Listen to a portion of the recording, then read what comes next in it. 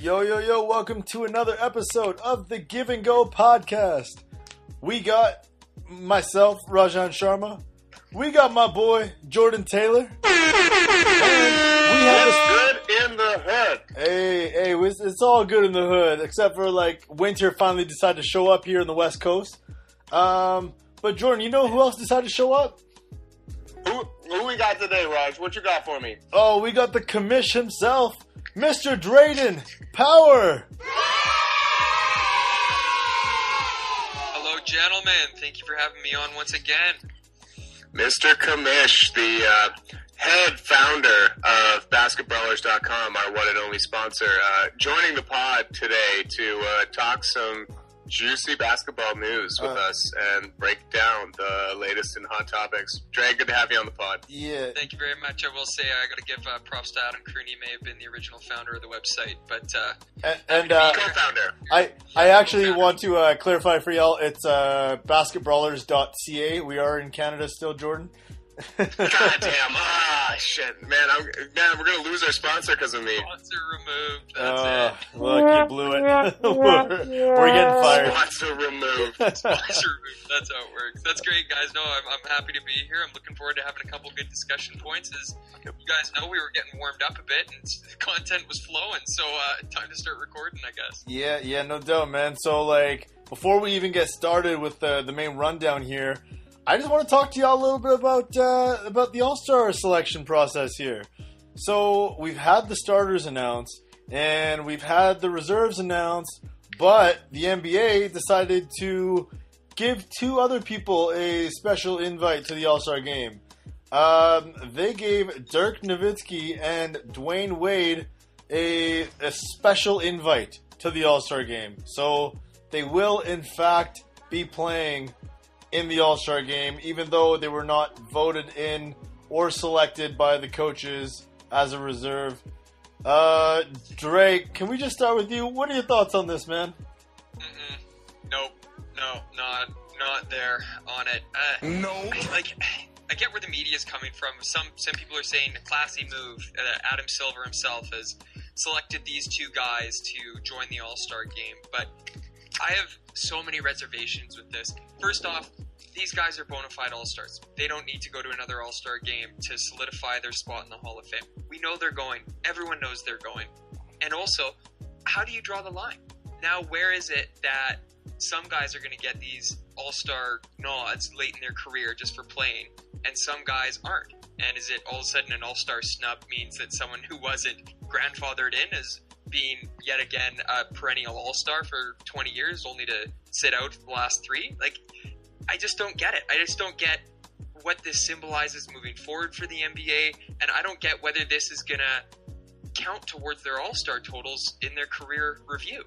Where are you guys with this? Yeah, Jordan. Yeah, this is some trash. This is just straight up trash, okay? For one thing, yeah, 100% on Team Dre about this topic. But you're telling me that some bum-ass knee Dirk Nowitzki, who's playing 12 minutes a game right now, is going to get an honorary All-Star vote over my boy Mike Conley, who's never been to an All-Star game and has been playing at that level. That's the exact point to make. Where do you draw the line? The biggest one here is okay, so where's Vince Carter's honorary nod? What is this? The Oscars? Bingo. It's just and the special award for Best Hair Academy Award, Dirk Nowitzki, please come up and accept your special award we made just for you. This is dumb. It's stupid. It's dumb. I would have really liked to have seen maybe they were the coaches for the juniors, for the rookies. That would have been maybe a little bit more fun. Or maybe you give them assistant coach role on the team. And maybe they come dressed so that they play. But don't, they could step themselves into the game for a couple minutes if they wanted to. But don't put them on the roster. This is wild, man. I know it's not popular to just agree with everything on a podcast, but that was absolute trash. I'm not here for a lifetime achievement award. Some of these guys, it's Kemba Walker, first All-Star appearance. I'm pretty sure it's his first All-Star appearance. Nick Vucevic hasn't been to the All-Star game before. It's his first starter. He got an All-Star last year, but it's his first starting now. Right. So it takes away from these guys. Like, they're here to experience their first All-Star game. Wade and Dirk have been to enough of these. Like, we don't need to just keep honoring these players and, like, like Dre said, what are we gonna get, like legend snubs from now? Like, it's just, I'm not with it. I'm not rolling. I mean, like, the only thing I got is they don't take away a spot from anyone, which is nice. They're just adding this 13th spot, Shit, which better not. Sure is great. Yeah, they better not. Yeah, no kidding. Yeah, I don't know. I think that the All-Star game, they've been trying to modify it quite a bit in the last years, obviously. You look at what the dunk contest has gone through since the mid-2000s, and my God, it's like a teenager changing the color of their room. They just can't make a decision. But finally, last year, it returned to form. Made us feel like we were getting the traditional All-Star game back a bit. And then you throw this in there, and I feel like I'm right back in the middle of this dunk contest stuff, where the NBA just can't seem to settle on what this game is supposed to be, which is a nod to fans, a nod to the players, a nod to the league, someone to have fun, someone to compete a bit, just an overall eventful weekend that's a good time for everyone. And they've been changing it too much.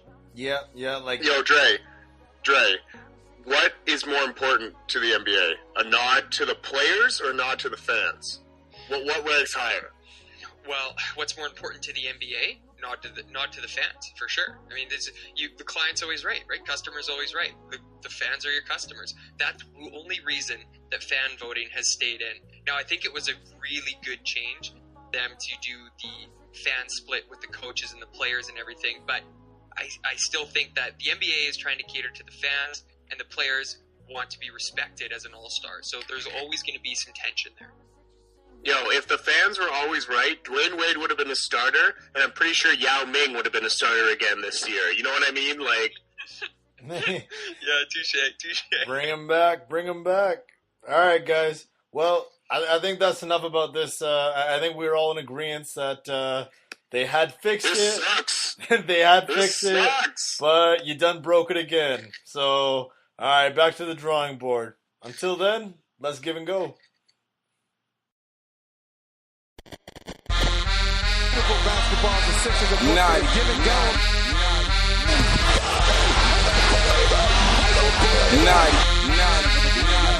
NBA give and go.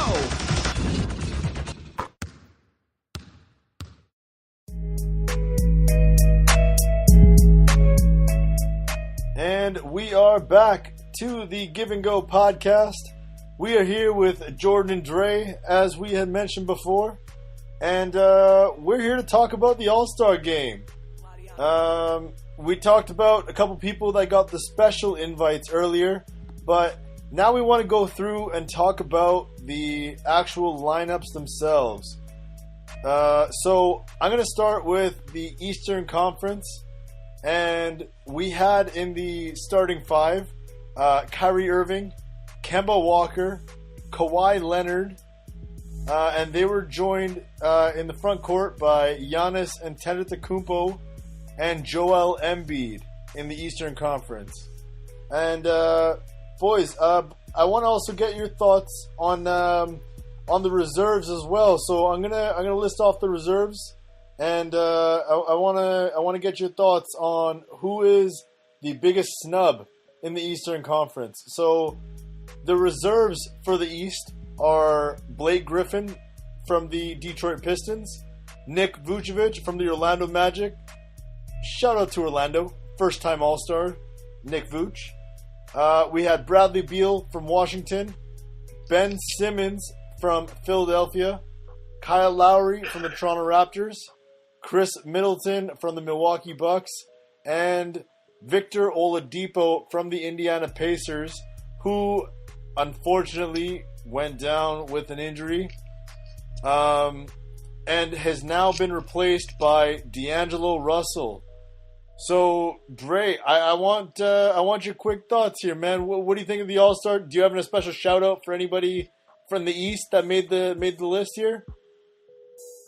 I don't know about a shout out, but I feel like I know who got snubbed. Yeah. All right. Well, Yo, Raj, can you go through that entire list of players and names again? I think I missed it. I need you to recite everyone's name one more time for me, please. Sorry, you missed your chance, bro. You missed your chance. All right, boys. As you know, and everyone will soon find out if they listen to me on a pod or read any of my writing, I am not a Raptors fan. What? And the fact that people think I'm a Raptors fan. So it should be an even bigger surprise that I am picking the most improved player as also my East All-Star snub, Pascal Siakam. Ooh, This guy, spicy. he has all the makings of an All-Star. Does he improve your team on a nightly basis? Absolutely resounding yes. He's one of the major reasons the Raptors are where they are and why I think they will be the ones to come out of the East. Yes, Kawhi Leonard is Kawhi Leonard, but he's only a part-time basketball player. Pascal Siakam is there every night making the hard plays. That's one piece of it, but that's never really enough to translate into an All-Star appearance. You also have to have the aesthetics. You got to have the flashy shots. You got to have the game winners. You got to have the big plays. He also has that. I've seen him alone hit a couple game winners this year. He's been incredible.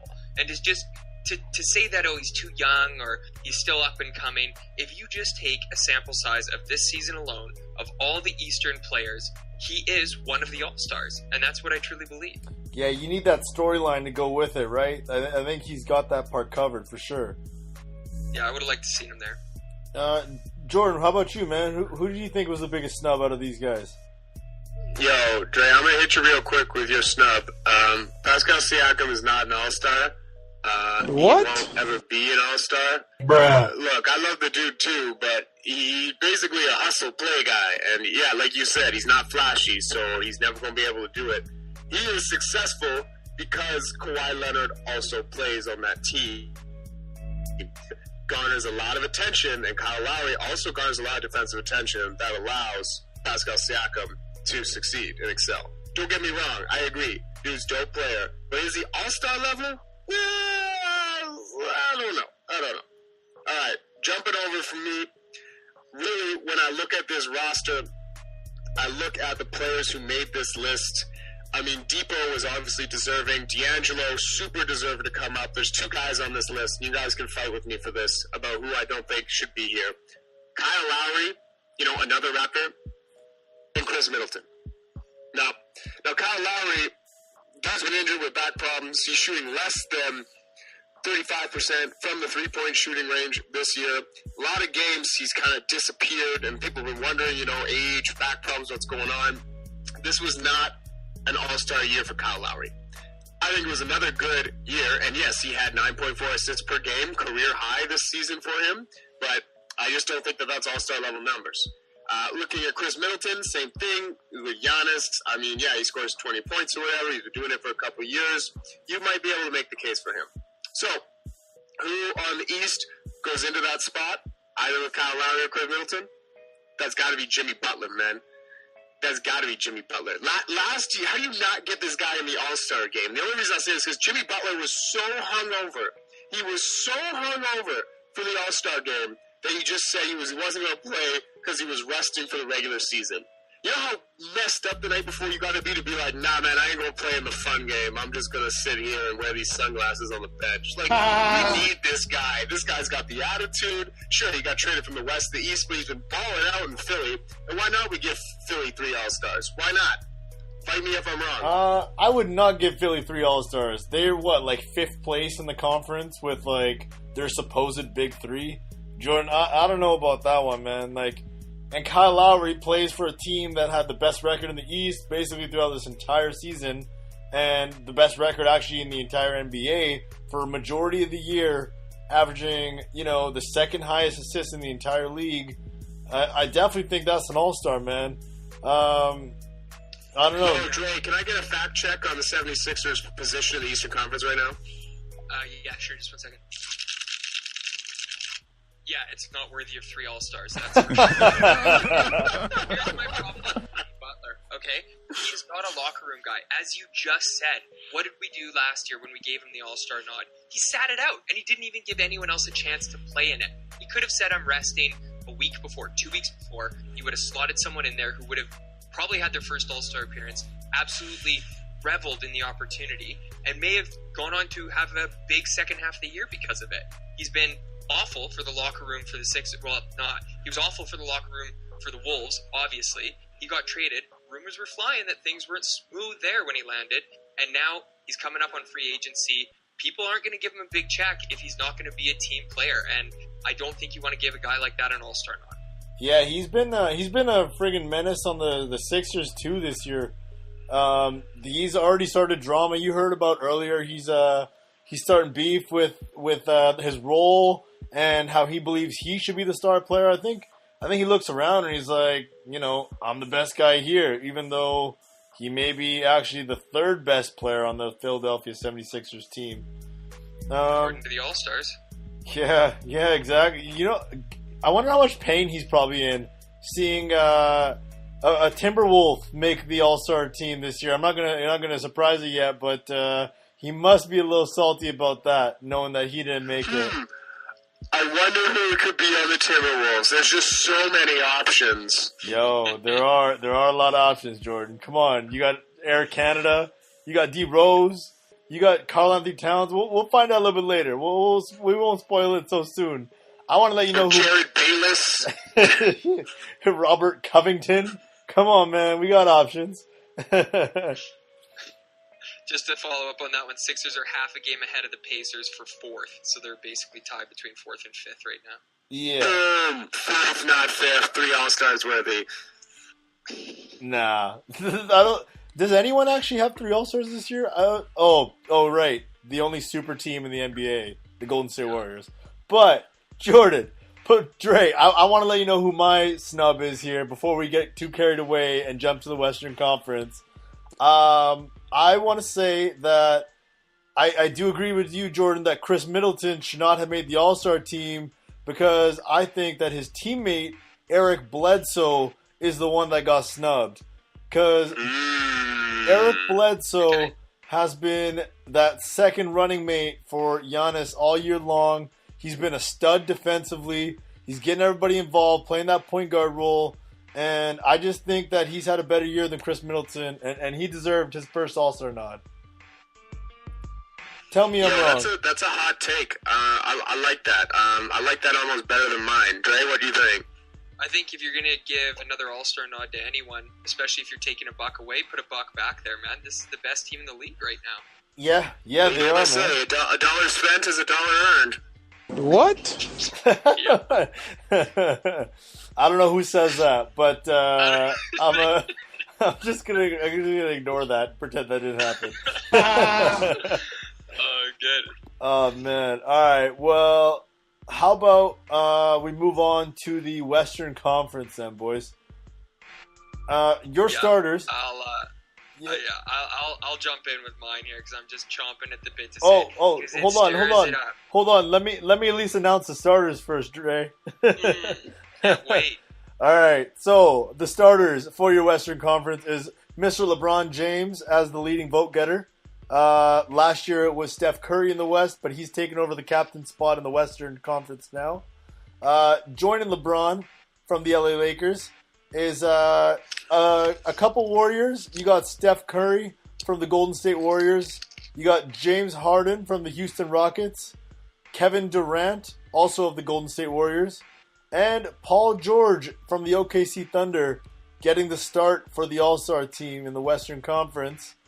And then they were joined on the bench by the Brow, Anthony Davis. They were joined by Nikola Jokic of the Denver Nuggets, Damian Lillard of the Portland Trail Blazers. Yeah, Dollar Dame. They were also joined by my boy Russell Westbrook, still averaging a triple-double. We had Karl Anthony Towns of the Timberwolves. Surprise, surprise. That was the Wolf that was selected.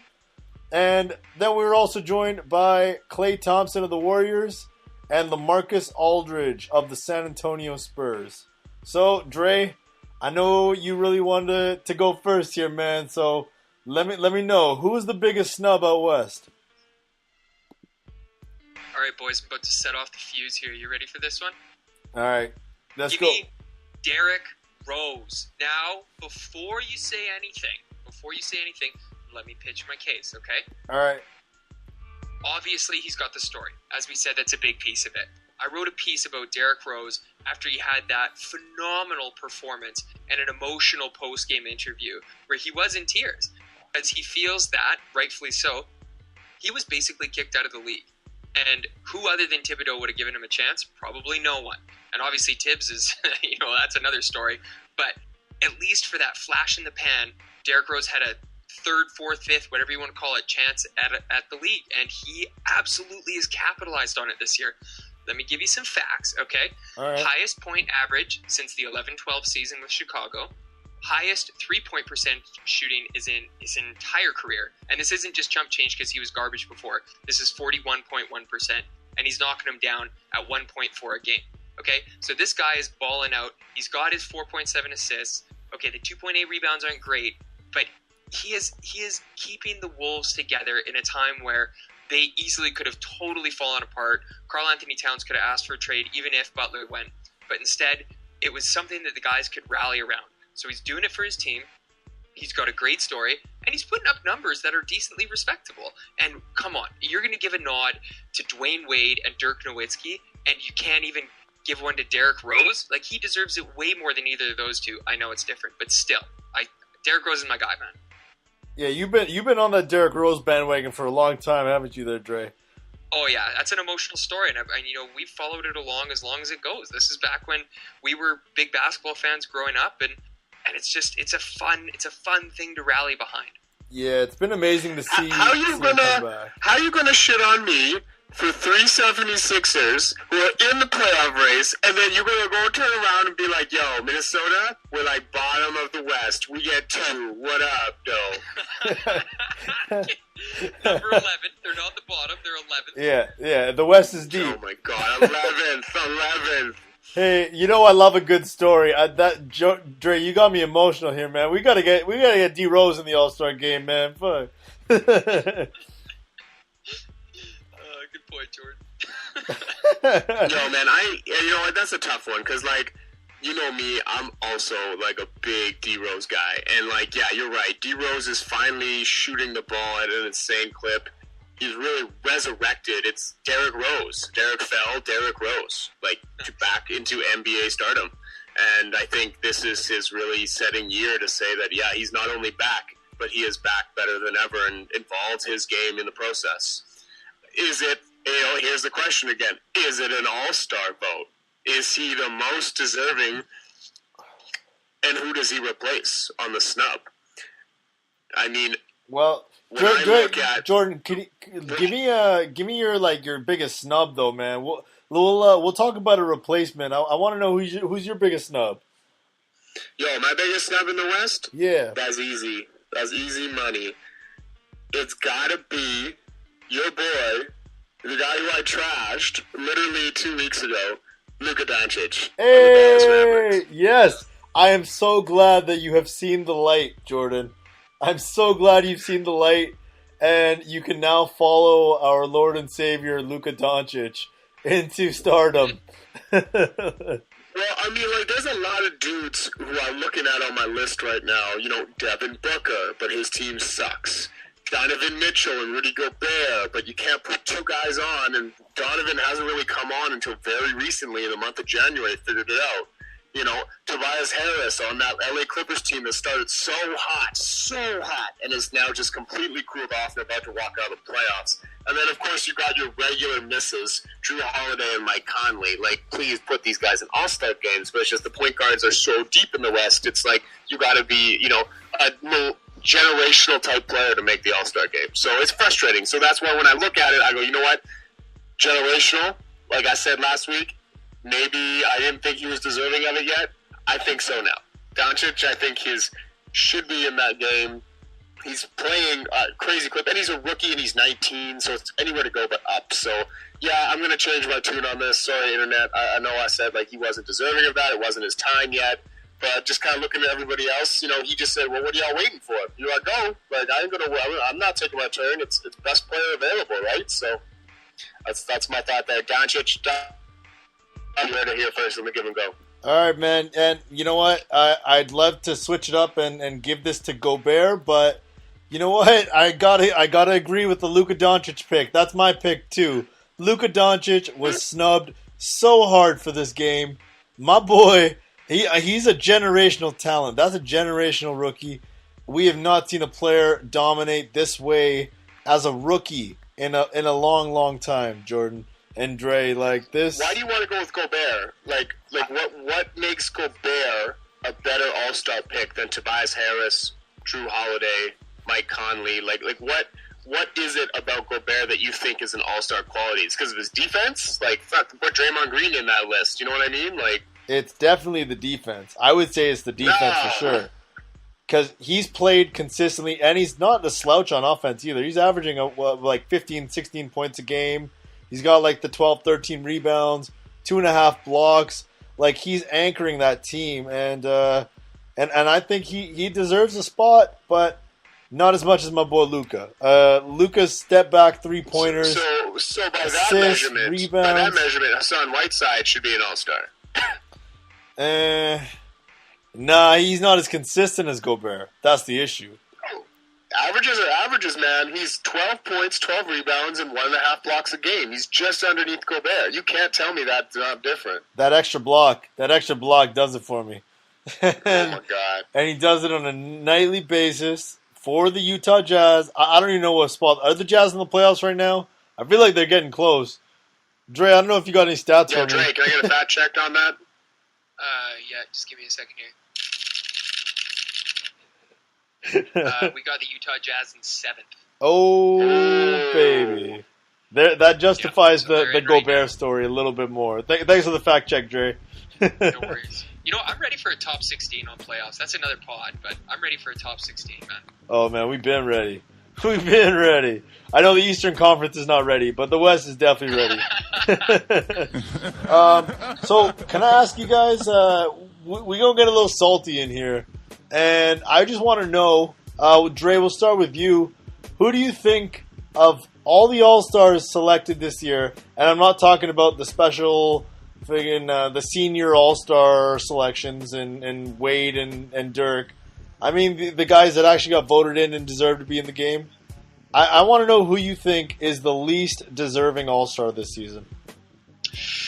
Yeah, I won't take up too much time on this. We've already touched on it. I gotta go with Chris Middleton, which kills me because I'm a Middleton guy, man. I had him in fantasy last year. Man, he was fun to own, fun to watch too. Like he's a big boy and he shoots it like a smooth stroke as anybody. And he's obviously had an impact on a Bucks team that's winning the league right now. So can you really take it away from a guy who is on the best team in the league, providing a serious benefit to them? And yeah, I would, because you know what he's missing for me is he's missing the sex factor, man. He's missing the aesthetics.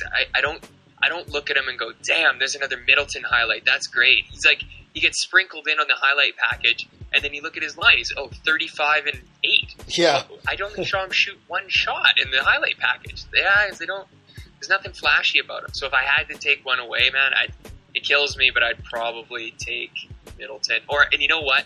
The other one I might, but you just feel gross saying it, is maybe Oladipo, because he took a bit of a step back this year. But you know what? I'm not going to trash on an injured dude. So let's go with Middleton. Okay. Yeah, I don't know. I don't know if I agree with the Oladipo comment there. I mean, they're 34-19. And Oladipo was running that team. He was deserving of that spot. Yeah, I agree with that. The Middleton selection, though, that's a little iffy. But it's interesting to see that he got the nod despite not having the sex appeal, like you were saying. Like he doesn't have that flashy game, but he got recognition. So that was definitely cool to see. But like you mentioned, maybe not for an All-Star game. So, all right, Jordan, who do you have as your least deserving All-Star? And for the sake of Rakesh, for the sake of Rakesh, our social media coordinator, please don't say Nikola Vucevic. You know what? Vucci is definitely deserving of that spot. I will not trash on the Magic here. I was just going to say, I think one of the most important things to take away from this is game recognized game, regardless of how sexy it is. And the least sexiest player on these All-Star rosters, in my mind, is LaMarcus Aldridge. And Dre, I say it for the exact same reasons you say Chris Middleton. He had a 50-point game, and I think he just hit 25 layups. like it's just it's just one of those things where I was like, okay, that was 50 points. But just watching that highlight reel, it just felt like a normal game.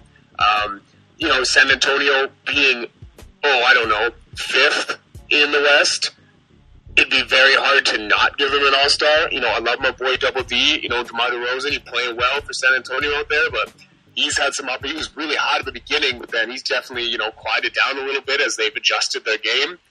Yes, that's a tough one for me. How do you not give it to a San Antonio player? But, I mean, that's a very team scheme as far as Greg Popovich's teams have always been very team-based and not, like, all-star based. So, you know what, if you got to respect game, right, then LMA is the choice for that. But I agree. It's for me, it's Middleton and LMA, and I think those guys are least deserving. And then, of course, Kyle Lowry's kind of like this, like, honorable mention for guys who I don't think deserved a spot this year. Can we all agree that, like, there's a spot, like, there's obviously people who could replace them, but if it really came down to an argument, like, these guys seem pretty justified this year. It doesn't seem like anyone got in out of an atrocious vote. I think, I didn't have an easy time trying to pick who is the least deserving, so I guess that's a good point. Wait, Jordan, you don't think that LaMarcus Aldridge deserved an all-star spot with, like, the Spurs sitting at 5th currently in the Western Conference? Yo, I didn't say that. Don't twist my words, boy. I said, out of everyone on the roster, if you look at everyone else on the West Conference roster, he is probably the least deserving. See, I'm going to have to disagree with you there. I think that the least deserving all-star is very obviously Karl Anthony Towns of the Minnesota Timberwolves. He absolutely did not deserve this spot. Let me tell you why. He started this year... Wrong. Fake news. No. Fake news. Okay, we factored team success into this thing, right? Am I right? Well, the Minnesota Timberwolves are sitting at 25-27, 2 games under 500, and in 11th place in the Western Conference. They're not even close to sniffing a playoff spot. Karl Anthony Towns. What are you talking about? Karl Anthony Towns started so bad this year. Jimmy Butler took that team and shot it straight into the earth. And now they've been able to resurrect a semi-reasonable season. They're only 3 games out of 8th spot. There is so much basketball left. 3 games is not a big gap anymore. So is that LA's falling. It's just, I think it's okay. I think the Minnesota is definitely a shot in the dark, but it's still a shot. So give him the chance. Well, so is that the new standard for All-Star? Semi-mediocre team? Is that, like, it's not like he's putting up astronomical numbers. He's got 23-12 with, like, 2 blocks a game on a team that's 2 games under 500. That's trash.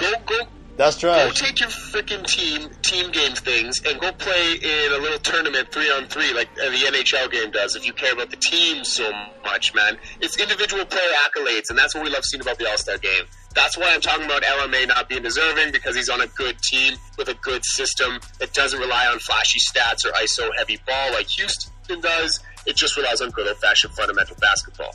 I love good old fundamental basketball, but that's not what the All-Star game is about. It was like, 200 to 199 last year? Like, they don't even play defense anymore. Like, give me a break. Like, just give me the guys who are just completely just try and break the backboard. That's all I want every year. I just want guys doing silly stuff and having a good time with no injuries. That's all I want. Well, Jordan, too much to ask? Jordan, I'll tell you what. I think there's a greater chance of Karl Anthony Towns sitting and crying on the bench than there is of him ripping the rim off. To be honest with you, I think that's a more likely scenario. I don't know, Dre. What do you think? Am I really out to lunch here with my Karl Anthony Towns pick?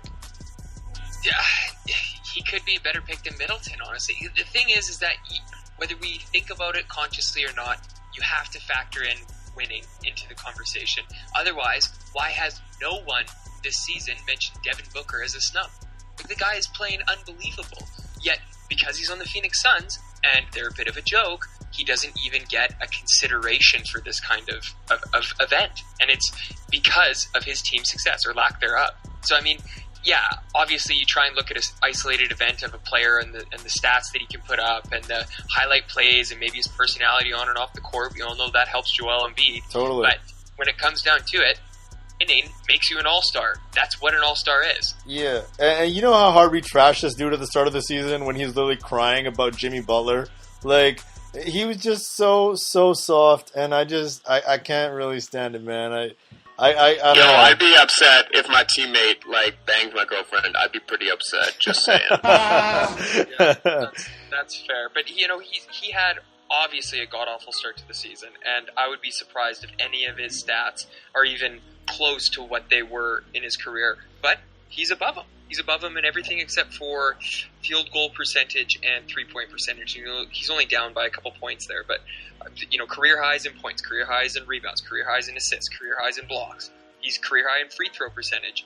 Oh, and he did that all with having an atrocious start. So I mean, I don't know. I can see both sides. All right, I'm gonna leave this conversation with this little tidbit for y'all, and then I'm just gonna sip my tea and walk away.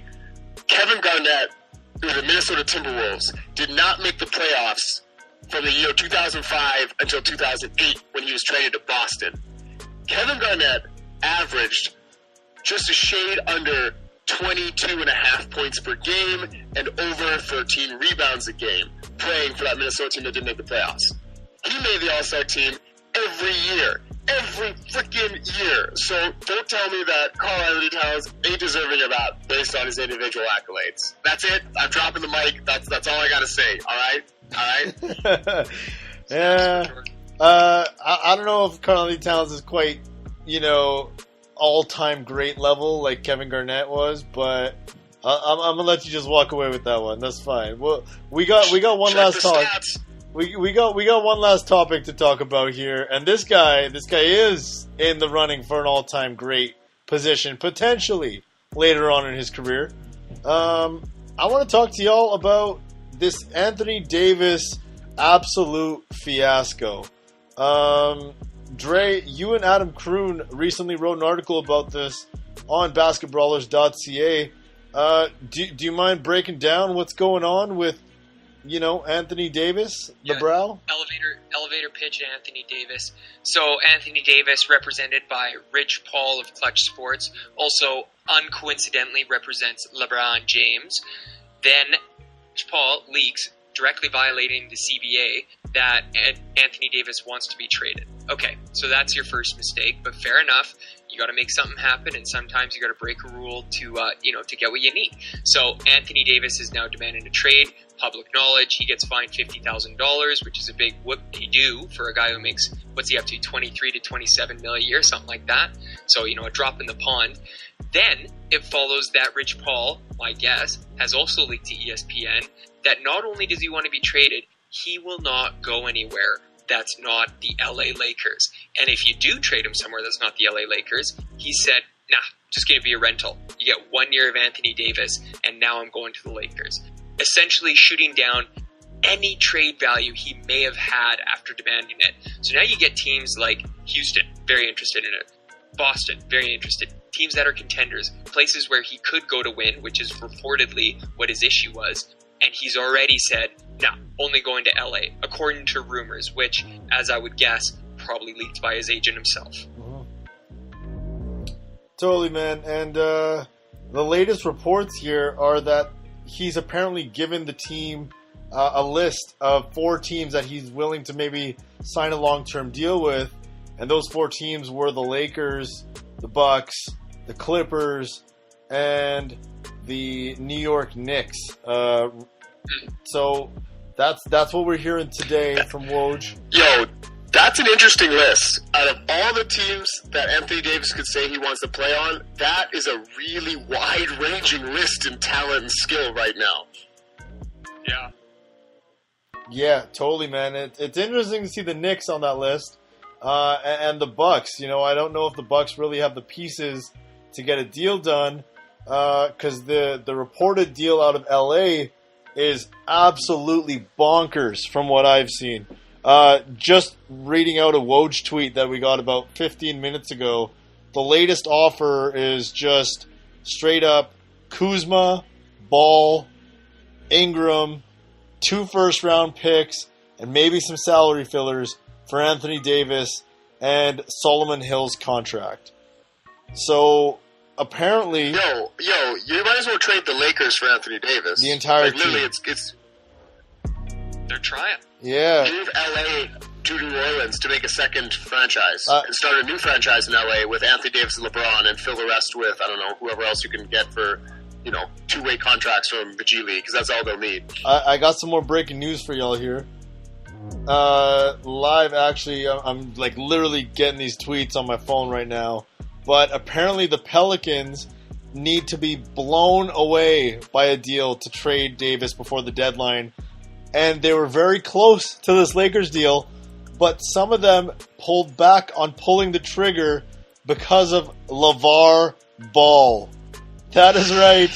LeVar has resurfaced, and he has said that his son does not want to play for New Orleans and that he would prefer a trade to Phoenix if Lonzo Ball is traded. And thus, the Pelicans are now weary about making this deal. Dre, what do you think? What do you think is going on, man? What about this offer from LA? What do you think? Oh, man, I think they're trying to keep LeBron happy, and I think Magic is just taking a shot at it. And I think that LeVar Ball, while he's been absolutely silent in LA, was just a ticking time bomb, and he's finally exploded. Now, think about this. I'm the New Orleans Pelicans. I have trouble in a small market, obviously. My ownership has been lacking, to put it nicely, over the last X years since the Chris Paul fiasco of the LA trade. And now all of a sudden, you want to bring in a guy who's larger than life, whose dad seems to be in the news, not in a good way. I don't think you ever see him in the news really praising a team and their organization and how they work. You really want to bring that into the team? And not only that, but do you really want to trade away your milestone player? I think what's going to happen is that the Pelicans, out of spite or out of not getting the right deal because his value is tanked, might actually hold on to him. He won't play another game for the rest of the season. He's going to be shut down. Okay, interesting. Yeah, Lonzo's got a big personality. We haven't had a big baller brand update in a while because LeVar's been out in hiding.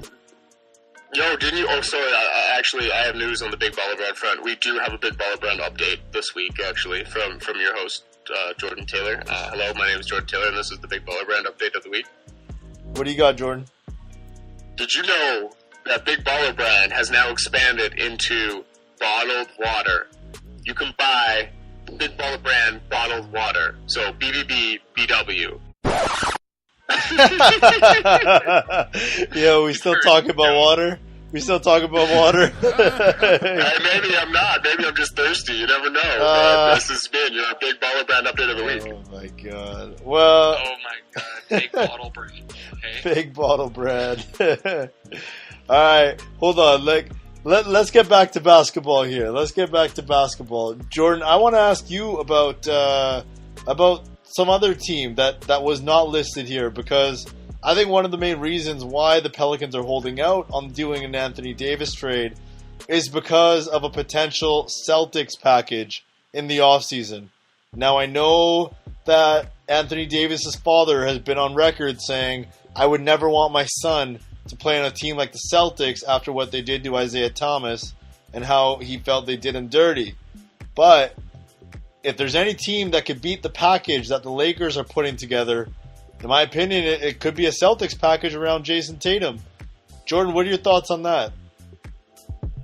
Well, a couple things in Dre's comments here. New Orleans lacking franchise, agreed. Looking at who they brought in this year, Randall, Mirotic, Peyton, they're trying. It's not great, but I think those are pretty good players. They just don't have much of a bench after that. And now, you talk about LA and the package that LA just put together. And LA's advertising what they're willing to give up for Anthony Davis, which basically, Dell Dem's credit to him, it's increasing Anthony Davis's trade value, which I think almost makes Boston think about how much they're going to have to give up to try and get a guy like that. But I want to read you guys a quote that was on Twitter the other day about this whole deal, and you tell me what you think, Raj. Boston dumped Isaiah Thomas, keyword, after he ruined his hip carrying the Celtics in the playoffs days after his sister died. Read that sentence again. Kobe ripped his Achilles off the bone, and the Lakers gave him $50 million. Some companies take care of your stars. Now if that ain't the most realist tweet that you go read about the Boston Celtics, rebuild, their advanced speed rebuild, then I don't know what it is. Like, Raj Dre, what you think? I don't think Boston can do this package because of this bad taste that Anthony Davis' dad has left in his mouth, just based on the history of Isaiah Thomas. Yeah, they did him dirty. They did him real dirty. He put everything on the line for the team, thinking that they're going to roll up the Brinks truck. They're going to give him his max contract. Like, let's not forget, Isaiah Thomas was leading the league in scoring as like a 5'9" guard and leading the Celtics team to playoff victories and regular season victories, and they just kicked him to the curb like it was nothing. So I think players take notice of things like this, and I think if you're Anthony Davis, you definitely look at that and be like, hey, what if I go put my body on the line for this team, next season, expecting them to take care of me, and then they turn around and trade me for the next best thing. I wouldn't really feel too great about that either. Like, what do you think, Dre? It's such a rare move for such a seasoned veteran like Danny Ainge to do something like that. This guy's been one of the top owners in the leagues for as long as I can remember. I mean, look what he did with the Brooklyn Nets picks, right? Mm-hmm. He's turned this team around and a change of the guard in no time flat, and I just think it's very impressive what he's able to do. But that being said, yeah, he done him dirty. There's no way around it. And if you don't think the players are going to notice that, you're wrong. So it's, the big one is Anthony Davis might not go there. Okay, fine. Well, how about Kyrie Irving? Did you see what he said the other day? And he turned around from first getting traded there and thinking, this is where I want to be long term, to now saying basically, I don't know anyone anything. Like, look what Danny's done to Isaiah Thomas, and is this somewhere I want to be? So maybe you're going to lose Kyrie Irving now because of it on a long-term shot when he took a bit of a risk getting him from the Cavs. So I don't know. I think that he's really shot himself in the foot with this, and whatever decision that was is going to come back to bite him year in and year out for at least the next 5, maybe until Danny retires. If Boston won a championship between this whole fiasco getting, I can't believe Boston's under the gun under this, literally taking all of the fire out of New Orleans being a shitty franchise. I think all of this would have gone away if they won a chip. They haven't. There's been problems in the locker room now. It's not a fun place to be because everybody wants their minutes after a really good playoff series. It is starting to create issues. So, yeah, Dre, you got a great point. Kyrie leaves. You trade everybody to get Anthony Davis. Kyrie leaves. Now you're just stuck with Anthony Davis and the pieces left over because he's going to have to give up a big package for him. For 1 year, for a rental. So rather than that, probably Boston's holding their chips a little tighter again, thinking, all right, if I'm going to lose Kyrie Irving, well, I got to keep Terry happy. I got to keep, Tatum happy, Jaylen Brown, who hasn't been, Hayward's been a shell of himself, like Marcus Smart. Like, we've got guys. They've got good guys. So I think if I'm Boston, yeah, this tarnished my reputation. Yeah, people don't forget. That's right. Elephants don't forget. It's true. But I've got enough good players that if it ain't in the cards, then I don't have to extend myself because I've got a good team. We're competing for top 3 in the East. I don't need to make this desperate pop-off move for a rental. We've got lots of time. There's lots of time left. I think the fact that the Celtics might, they could be in a very different position this offseason, like you mentioned. And I think for that reason, you don't really know if Tatum's actually going to be on the table.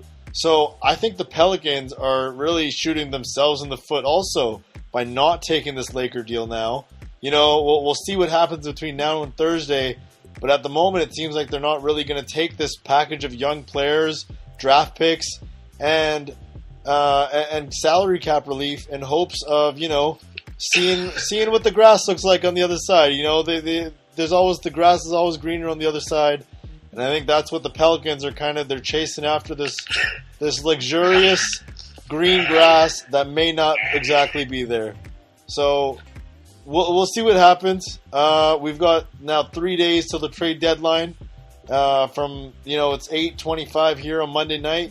So we'll see what happens here. But I just sneezed so hard that I got boogers came out my nose. I'm sorry if anybody heard that, but I just need to get on record here and say that a little bit sick today. My bad. That's too much information. And with that, we gonna end the podcast. Jordan, Dre, I just want to thank you one more time for coming on the pod. What about Kristaps, man? We got one more section to do, don't we? Oh, you wanna? Oh, yeah. You're right. We're out of time Don't almost. End the pod now. We're giving the people what we want. Oh man, yeah, we're running overtime on this pod. So I just want quick thoughts here. Dre, how about I start with you? We had a big trade that went down a couple days ago. How could I forget? The Dallas Mavericks and New York Knicks completed a big trade. Jordan, do you have the specifics in front of you there? Oh, baby. Yes, I do. I've been waiting for this chat in a while. Tingus Pingus of the New York Knicks from Slovenia. It's Latvia is what they... Latvia, yes. All right, okay, enough of that. All right. Kristaps Porzingis was just traded to the Dallas Mavericks. The package not only includes Kristaps Porzingis, but includes a variety of New York Knicks role players. The final trade, if I scroll down here, has been outlined as... Alright. Kristaps Porzingis, Tim Hardaway Jr., Courtney Lee, and Trey Burke to Dallas. In response, the Mavericks send over Dennis Smith Jr., Wes Matthews, DeAndre Jordan, and not one, but two future first-round picks to New York. Wow. Dre, what are your thoughts on this trade, man? Who won this trade? Well, I mean, obviously, Kristaps was not happy in New York, and I think that's a big reason why it happened. The rumor mill was buzzing before that maybe Kristaps was ready to return, but he didn't, and that was because the Knicks know that the season was basically over, and there was no use in jeopardizing their all-star. But, you know, as a kid who wants to play basketball, who's in potentially learning to be in his prime, he wants his burn. He wants to play. And yeah, it's a risk, but so is playing anytime. So very different opinions between management and between the player became too much. Kristaps feels that the New York Knicks have, you know, kind of done him dirty and done everyone a little dirty, including the fans. So he's ready to move on, and that was executed to none other than, of course, Mark Cuban. And, you know, his tumultuous history with DeAndre Jordan, you can kind of tell that when he wants a trade, he's an aggressive guy with it. But this was nothing really on the books until it was in the bag. I think who won it was Dallas Mavericks. You now have a European starting front court and some pretty exciting basketball that's going to be played in your city for a long time since Dirk was maybe in his prime. But the opportunity to see Kristaps Porzingis, Luka Doncic, and Dirk Nowitzki on the court at the same time is just incredible. I think that would just be such a special monument to European players everywhere, and it really shows the way that the league is going, that it's an international league now. Totally. But my last note on the Knicks side of this thing, I like DSJ. I mean, most of that is trash that's going to be traded away or given up in just cuts, but I think DSJ in New York is sweet. But I think the funniest thing I heard about the trade overall is only the New York Knicks would pass on Dennis Smith Jr. just to trade their best asset to get him later in the season. That's just classic Knicks move right there. Yeah, that's absolutely wild. I think the Dallas Mavericks, man, they are so blessed. They're going from the Dirk Nowitzki era directly into the Luka Doncic and Kristaps Porzingod era in Dallas. Like, what a blessing. They've truly embraced the worldwide global culture that is the NBA. And they've built around European players. That's how they've always done it. They've won a championship doing it. And they want to recreate this Steve Nash, Dirk Nowitzki-like combo with Doncic and Porzingis. I think they're the obvious winners here. They also picked up very good players, not just role players, but I think Tim Hardaway Jr. at some point was kind of infringing on close to stardom, star level. I think he's more than just a role player, and Courtney Lee is an excellent role player as well. So I think that they have set themselves up nicely to potentially make a run here and try and sneak into the playoffs. Jordan, what do you think about this trade? Yo, I got so much to say about this trade, and I only got so little time, so I'm going to make this quick on this. You are underselling the fact that Tim Hardaway Jr. and Courtney Lee literally fit perfectly next to Luka Doncic in the backcourt for them. These guys are both ball shooters that can play defense and are good at finding the open man. Like, that's a great trade. You know, that's an upgrade over Wes Matthews. You know, love him, great shooter, but been slower since returning from the Achilles, rightfully so. Mm-hmm. Dennis Smith Jr., he's more of a driver, hasn't really developed the shot yet. You know, it's just one of those things where their styles did clash, Doncic and him. So, for New York, yeah, you know what? They just traded Kristaps Porzingis away. There's two things I need to say about this. One, the general manager for the New York Knicks literally came on the game the day after and said, yeah, we did this trade in literally, he's like bragging about how he did it in 5 hours. Like, they demanded a trade and he had a trade in 5 hours. There's reports coming out that other NBA teams didn't even get a chance to bid. What? I mean, like, the fact that you're a GM and you don't even hear all the offers, you just take the first one. You know what? Maybe Mark Cuban had a take it or leave it kind of scenario, but, like, I think that's crazy considering what they got wasn't really a lot. And we all know that what they got was cap space for next summer to try and sign Kevin Durant and a Kyrie Irving or somebody else with them. I mean, boys, we're literally talking about 2 p.m. in the afternoon to 6 o'clock. This deal was finalized. 4 hours between him demanding a trade and the trade going through. How does this not... This is big news for New York to realize how much they messed this up again. Yeah, that was absolutely... That was madness. This just goes to show you how incompetent their front office really is.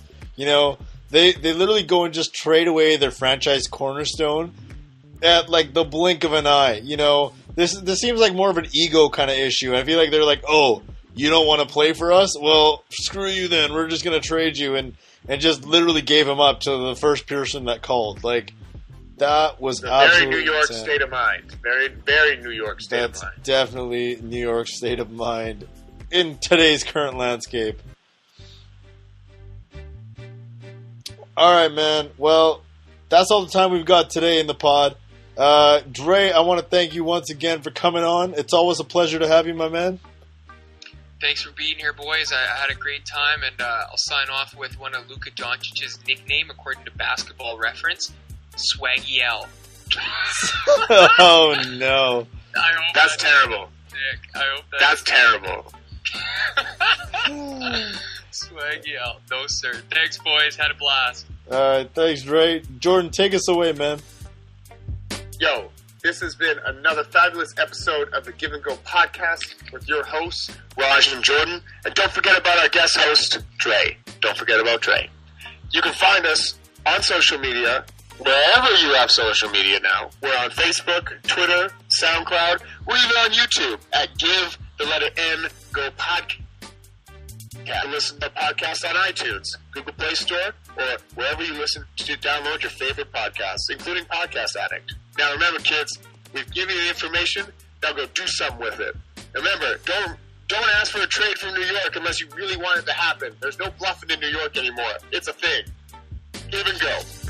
And we out.